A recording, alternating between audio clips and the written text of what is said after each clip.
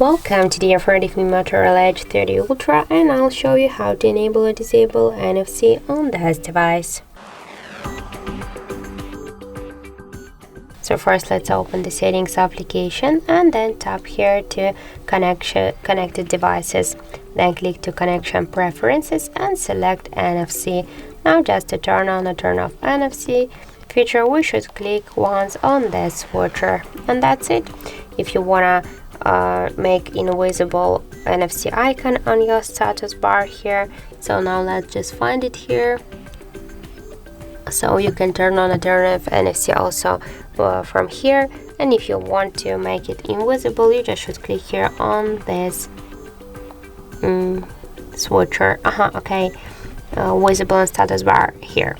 So here you can turn on or turn off, and if you want to know if the NFC is activated, you can use the switcher here and you will see here the NFC icon after that.